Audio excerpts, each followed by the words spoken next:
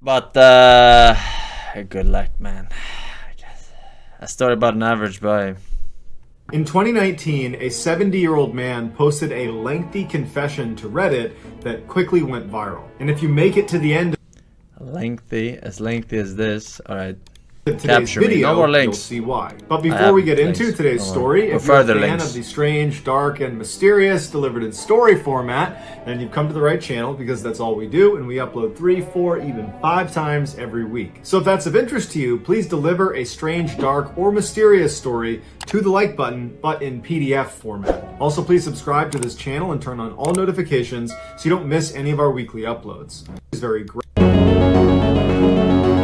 On the advice of his longtime therapist, a 70-year-old man named Art began writing about what happened to him and his family 30 years earlier in 1989. His therapist only knew Art had lost a child and felt very guilty about it, but the conditions under which the child was lost was always very gray, even though Art had been his patient for years and the therapist had repeatedly tried to get more information. You know, was this a child that was lost in pregnancy? Was it a child that was born? Where was this posted? Did he say that? On a Today's video, you'll see why. But before we get into today's story, if you're a fan of the strange, dark, and mysterious delivered in story format, then you've come to the right channel, because that's all we do, and we upload 3, 4, even 5 more guilty. But that's because Art had a secret that the therapist didn't know about. And now that it was out on paper, Art suddenly felt like, you know what, before I die, I have to tell the world what me and my wife did. So in 2019, he took all of those notes that he had written down about what had happened, and he posted it to Reddit. This is his confession story. Art's son was very, very troubled.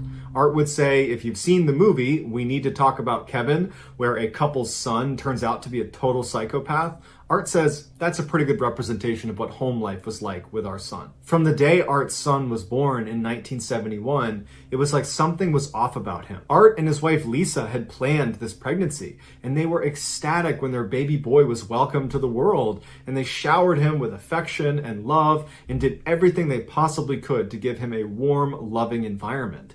But no matter what they did, it just seemed like he was always miserable. Their son cried constantly for the first 13 months of his life. Now, Art and Lisa understood that when you bring a baby home, there's a good chance they're going to cry. But his crying was so constant, and he could not be calmed down, that they grew concerned that this was more than just a colicky baby, that there could be some underlying issue. And so they brought their son to doctors and specialists, and they tried every treatment under the sun. They changed his diet, they changed his room, they sang him songs, they changed everything they could, but it never stopped. And so 13 months of grinding, grating, no sleep time.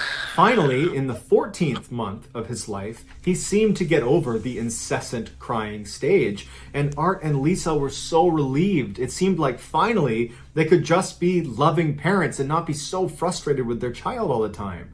But it seemed like now that he wasn't crying, he still was just totally unhappy. His body language and everything about him said, "I'm not happy." Always. Art said that he never saw his son ever have a genuine, joyous smile. The only time he saw something resembling a smile was when his son would grin after causing someone pain or breaking a rule or in some way being bad. And then once his son started walking, all he wanted to do was just destroy everything in front of him. But again, Art and Lisa, they realized that this is all pretty typical child behavior, albeit maybe on the more extreme end of bad behavior, but it's still in the realm of normal child. And they're thinking that they are the reason this is happening. And so they're not blaming their son at this point. They're still doing everything they can to take care of him and love him to the best of their ability. When their son was about 2 years old, he learned how to take off his diaper, and he began sneaking around the house and emptying the contents of his diaper into corners of the house, underneath carpets, grinding it into the carpet, smearing it on the walls. But again, Art and Lisa correct this behavior. But Art and Lisa started to drift away from that opinion when their son got a little bit older, got potty trained, and wasn't using diapers anymore, and still was going around the house and squatting down and going to the bathroom all over the house, making a mess at every possible chance he could. And not just when he was 4, 5, 6 years old. All the way up until he was 15 years old, he was doing this. And he stopped doing it in random corners, and he began only going into his parents' bedroom every chance he got, opening up the sheets, going inside, going to the bathroom, shutting it back up, and leaving. It got to the point where Art and Lisa literally could not stop their son from doing this. He was absolutely determined to do this. So anytime they were away, he would even sneak in the windows to do this. I mean, he was totally hell-bent on going to the bathroom in their bed. And so they had to start putting locks on the windows and the doors of their bedroom. But when they had finally secured that room to where he really couldn't get in anymore, he began going to the bathroom right outside their door and in the other beds in the house. And so they began investing in locks on all of the doors. They even... I'm sorry, I cannot take this fake story anymore. Holy shit, dude. This guy.